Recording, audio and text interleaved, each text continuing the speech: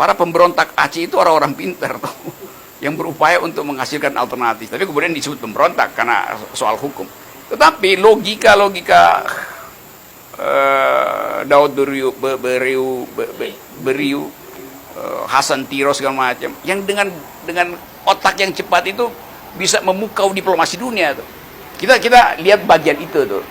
Nah, diplomat kita sekarang nggak punya kemampuan itu.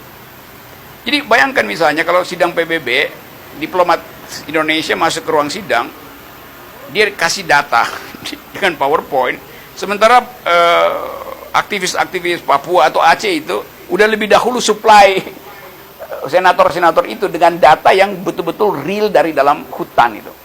Saya terangkan ini sebagai teori ya, bukan dalam promosi dengan bertentangan dengan pemerintah. Yang disebut electronic struggle itu sama dengan dulu pasukan kiri, golongan kiri dari Sandinista, Nicaragua ya, Sandinista yang dipimpin oleh Ortega itu. Jadi gerombolan pasukan kiri Nicaragua, Sandinista, dia upload informasi paling mutakhir dari hutan Nicaragua masuk ke server seorang profesor UCLA di Los Angeles, lalu diolah jadi paper. Lalu paper itu disebarkan seluruh dunia, sehingga ada basis akademis. Mengapa misalnya akhirnya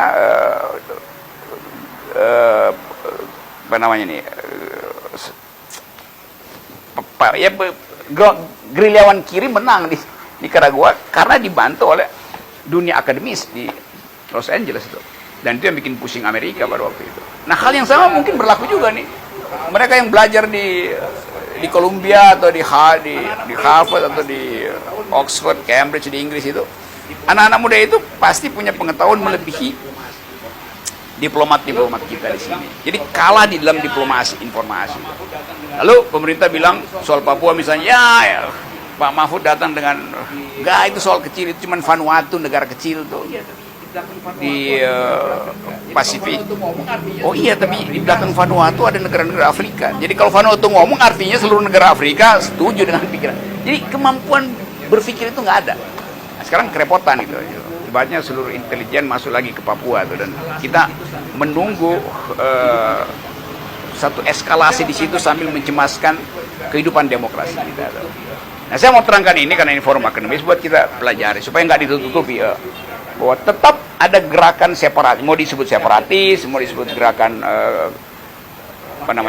self determination dari rakyat yang ada di Papua atau di Aceh. Tetap itu adalah upaya untuk mengatakan bahwa dengar dong suara kami, suara Lifeboat, jangan dengar suara sistem aja. Itu poinnya.